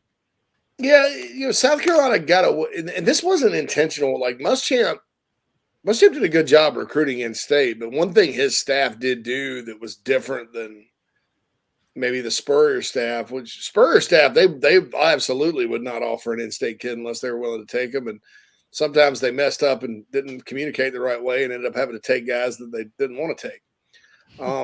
Muschamp and company, they put out a lot of offers, especially early on, to in-state guys that they ended up backing off of for whatever reason.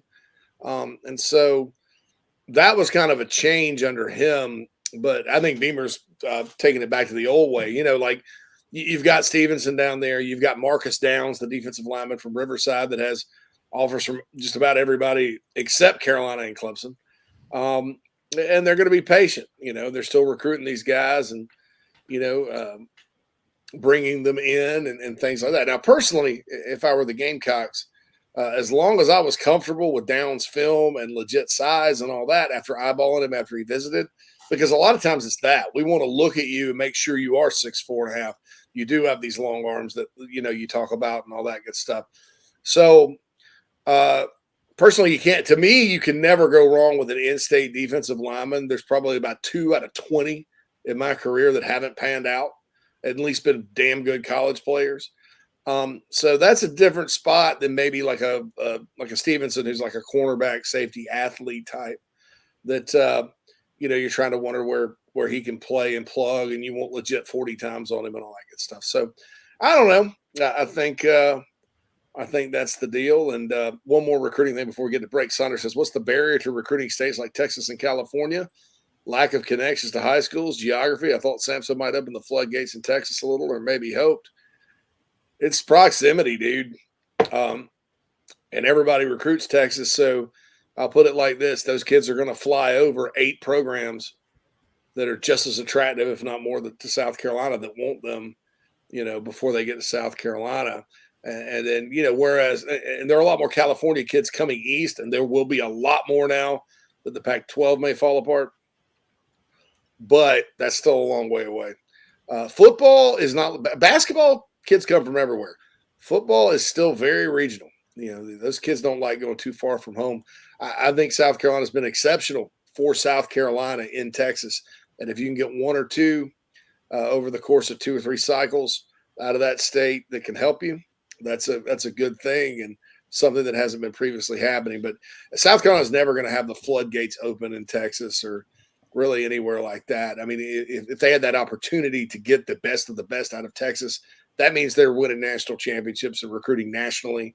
And so you're just going to get 2 or 3 from each state, as that sounds. Hope that answers that question. Yeah, and I'll just kind of yep, there you go. And I'll just kind of piggyback. You just can't commit all your resources to that, JC. You got you've got your home base, and you got to continue to knock those out of the park. But you have doors open out there, which is good. At least you can get in to see a kid if you like a kid, as opposed to years past. So see a couple come from there with Beamer's history in Oklahoma, before coming here. Yeah, they've done well. I mean, they've gotten more than anybody else ever has. And look, I'll say this: if you can go get a kid from Texas that may be the 79th best player in that state, and he's better than this 7th best player in South Carolina that you're kind of teetering on, you're going to go get 80 to 79. I mean, if you can get him, and or whatever player in Georgia or whoever. So it's still all about evaluation. But look, they've gotten a kid from Texas just about every year since Beamer's been here. You got Peyton Williams, you got Landon Sampson, you got Reed McKeska, who's there out of Houston. Landon and Peyton are from Dallas. So they're getting around. Stepp's got some connections out there too. I think Carolina could sign 1 or 2 from Texas, every cycle if things go their way. But if they don't, you got that Miami to Maine, man. That's South Carolina's recruiting territory? Primarily Miami to Maine. And they're hitting it hard, and it's paying off well for them, especially in the D.C. area. And I think Virginia, North Carolina, New Jersey, states like that are going to be good at the Gamecocks too pretty soon.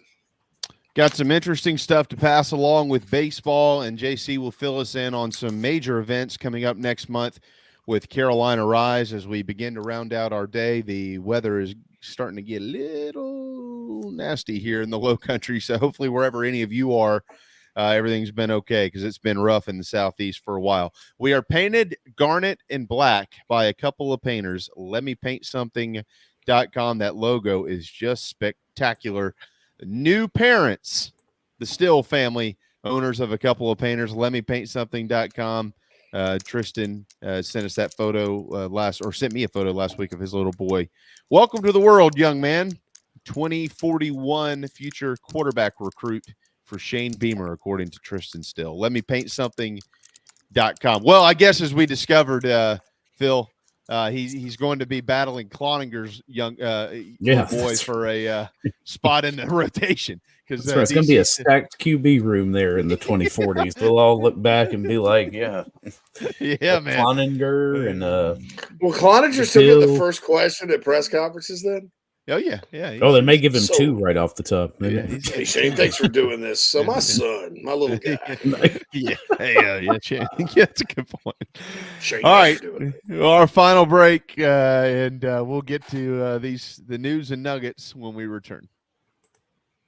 Here in the days of being back in the pool and boat are quickly approaching. Many of us don't have the time to hit the gym, but Charleston Fitness Equipment can change that for you. Outfit your home with a treadmill, elliptical, or my favorite, a home rower that allows you to row with the pros all over the world. They have free weights, home gyms, flooring, and much more that makes keeping or getting in shape much more convenient. Located in Mount Pleasant, visit charlestonfitnessequipment.com for more. Get in shape like our Gamecocks. Charleston Fitness Equipment, proud partners of Inside the Gamecocks, the show. Are you looking to buy a new home? Kevin O'Connell with Union Home Mortgage is a local mortgage expert and Gamecocks fan servicing North and South Carolina. Whether you're buying a home, building your dream home with new construction, or turning your equity into cash, UHM's world-class service will ensure you find the perfect mortgage to achieve your home ownership goals. Call Kevin at 803-906-0244 or visit UHM.com today. Union Home Mortgage is an equal housing lender. NMLS 2229, LONMLS 1772182. Daddy, I want you to take me to Disney World.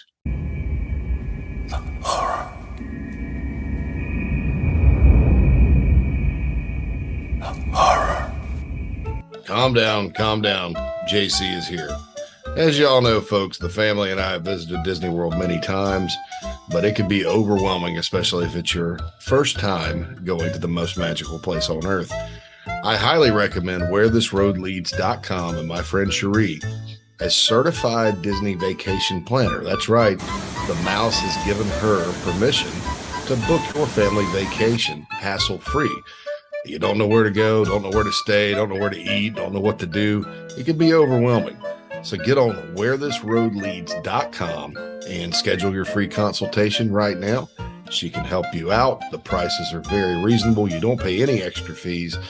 In fact, she's much more reasonable maybe than booking it straight through Disney. So for your next Disney vacation, or, more likely your first, so you don't panic, go to wherethisroadleads.com and talk to Cherie, certified Disney vacation planner, a partner of Inside the Gamecocks, the show. This is Braylon Wimmer, South Carolina Gamecock Baseball, and you are listening to Inside the Gamecocks, the show. Go Cox! Welcome back to Inside the Gamecocks, the show. Final segment of the show is brought to you by Mulkey's Muppet Hunting and Furrier, the only one you can trust to guarantee that the puppeteer's arm has been removed before you put it on your body. What? I couldn't resist. We picked them up while you were gone, JC. Yeah. They're paying us about $2,500 a week to say that. So checks in the mail. Yeah. Holy cow! Go Kim Mulkey. Go Kim Mulkey. I want to just chime in here and give a whole shout out to the LSU Lady Tigers for making the Final Four. Kim Mulkey is a old girlfriend. Somebody I used to know. Hey, what if Ed Orgeron sang that song? Here's to somebody that I used to know. Now you're just somebody that I used to know. What are the lyrics to that thing? You get her doing the other, like the backup part. Somebody. I think the two of you should just lay down the track together. Was that a Cheers? Did somebody just now cheer? and then when I think of when we were together, that when you said I found her so happy that you could die. Told yourself that you were right for me, but felt so lonely in your company. But that was love, and it's all I can remember. There you go. That's pretty good. I got the chorus. Hold on. Well, you didn't have to cut me off.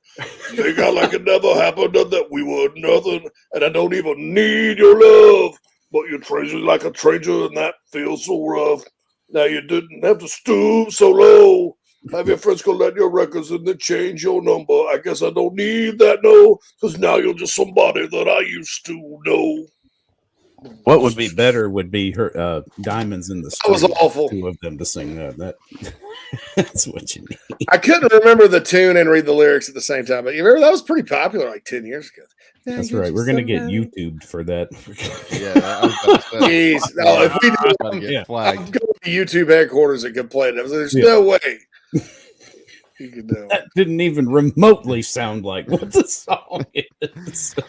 That was terrible. I gotta get my mojo back, guys. Yeah. Disney's like destroyed me. It took it out of you. Beginning to wind down from the Sinorama Studios, where, by the way, they'll wrap your vehicle if you need them to. Sinorama.com. I did earlier mention Carolina. I'm sure many of you have already seen it. They're in the top 10 and now in D1 baseball, coming in at number 9, which, by the way, that makes them the 5th highest ranked SEC team. Once again, number 1 is still LSU. They're also in the top 10 in Baseball America. And as long as they take care of business this week in Starkville, hey, as bad as Mississippi State has been in the league, this is still a quad 2 opportunity this weekend over there. Just so everybody is aware of that. They're 63 in the RPI. If they take care of business as of today, if you are a follower of all things polls, collegiate baseball has LSU number 1, South Carolina number 2. Ooh. So Wait a minute. you take care of things, LSU, go Tigers.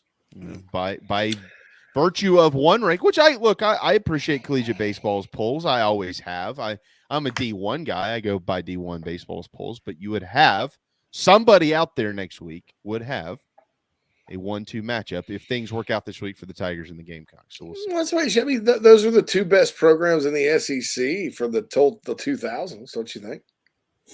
Oh, sure. The numbers back that up. Yeah. I know Georgia went to the championship game and lost to Oregon State one year. I can't remember anybody else from the SEC. Are you talking about the opening decade, the 2010, the 2000s? 2000s, yeah. 2000, 2010. I think you can, JC, I honestly think you could make that argument. Until just a couple of years ago. I mean, you could go past that. I mean, they were 1 and 2. Yeah. Yeah, Tay said Vandy, but Vandy didn't really start coming on until the 2010, like 2013, 14, 15. Yeah, and this has not been. That was not a good decade for Carolina baseball. The decade of 2010 to 2020 was owned by the SEC. Period. I mean, honestly, the whole century's been owned by the SEC in college baseball. I mean, let's be honest. I mean, seriously. Until Oklahoma and Texas joined the league. Wow. Yeah. Yeah. Well, poo-poo. Let poo-poo. Yeah. It's like every revenue sport gets incredibly stronger with the addition of those 2 here. I mean, it's just nuts. Think about some of the expansion that the other conferences are doing. Are they impacted as greatly as we feel like the SEC will be with just those 2 programs coming in? No. UCLA and USC are kind of weird and intriguing. I mean, I think Oklahoma and Texas have always. I don't think that's going to be as impactful. Everything they have to do is across the country. Well, it's going to be weird. Their best years for both of those were in a time, guys. Think about it. When the world was much larger than it is now, they were in a major market. So they should have been the top programs and were competing at that top level. But that day is long gone now that the world is smaller and, the landscape is completely different. And I don't think they'll ever reach those heights again. You cannot live off of LA like you used to back then. No. I mean, JC was just singing that, Des. Yeah, I agree. LA's found the sunshine most of the time, and the feeling is laid back. Well, it's very true. I cannot believe Mississippi State's team ERA is 15 in the league play. That's you want to hear something real bad, and I know JC, we're squeezing time here, so you can make sure. But we can always talk about it every day for the next month. But the small sample size for this poor kid, Tyler Davis, who was thrown into a game last week. He He logged 1/3 of an innings pitched. Well, to get there, he gave up 7 hits, 8 runs, 2 walks, a double, home run, and 8 at bats. Yep, and he he did get that one out. Unfortunately for Tyler, after that 1/3 of an inning pitch, that's the only that's the only time he's seen in league play. His ERA in league play, guys, is 216. Jesus. I've never seen that either. Wow. Bro, Sorry, man. Tyler. I mean, but it's kind of funny, man. Poor kid. Although he transferred from VCU, he just they're hitting a rock big enough to hide underneath sometimes, man. This poor He's nut. Is he throwing a softball at 50 miles an hour? But if you head, level. oh god. So here we are teeing up the Gamecocks for them to go over, and they get beat twice this coming weekend. Everybody's like, I thought y'all said it was going to be easy. Well, there's nothing easy here. There's nothing easy. JC, thebigspur.com has all of the details and the link. You can go to carolinarise.com as well, right, to purchase tickets to both events, April 27th and 29th. Yes, 27th and 29th. We have an event both in Columbia on Thursday the 27th in the evening from 4 to 8. And also in Charleston from 12 to 4 on that Saturday. We have another event there at Home Team Barbecue in Mount Pleasant. Home Team Barbecue in 5 Points for the first one. Get to meet and greet players. We've got Mario Anderson Jr. coming. We got Jalen Nichols coming. Off the top of my head, Mo Cabo will be there. DeCarry Joyner working on a lot of other guys too. So there'll probably be like probably a dozen players. You get to have access, talk to the players, take pictures with them. It's a fundraiser, so there'll be other stuff there for sale. Like if you want a video shout out, like if you want to get DeCarry Joyner to shout out your kid for his birthday, you can do it right there on site. We'll have a 50-50 raffle, door prizes, whatever. It'll be a nice little trip. I'll be there. My brother will be there. Some other special guests are scheduled to be there as well. So just a nice, fun time hanging with the Gamecocks on that Thursday night, and then also on that Saturday. And for those of you that, I think there's a baseball game. I think Ole Miss is that weekend. Maybe Auburn. Look, we'll have the game on, so you can sit there and watch the game and hang out with football players and bring the kids and eat a meal. Tickets are already, information's already up on carolinarise.com. Also on thebigspur.com, you can get all the information, and we'll continue to put information out as we get it. And I don't know if this will increase or decrease traffic through the building, but I'll be there as well. So absolutely. Hopefully that helps. I plan on nice. He said I can bring a date, so Carrie and I can make Flint. So you can bring Michael Flint. Yeah, that's right. How much are you selling your autograph for, JB? I told him he needed to straighten his hair before this event, so we'll see. We'll see what happens. Hey, Georgia running back Kendall Milton's out for the rest of spring. Oh, that's big news over there. Some late in our show breaking news. Noah Hall, SEC Pitcher of the Week. Ethan Petrie, SEC Freshman of the Week. So congratulations to them.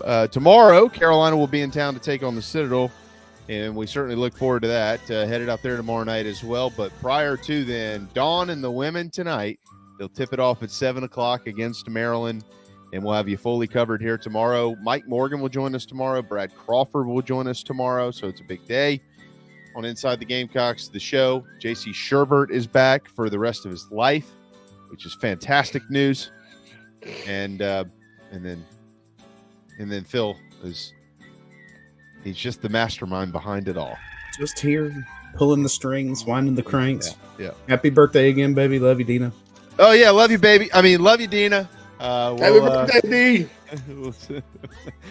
For Phil and JC, I'm JB. See you tomorrow at 11.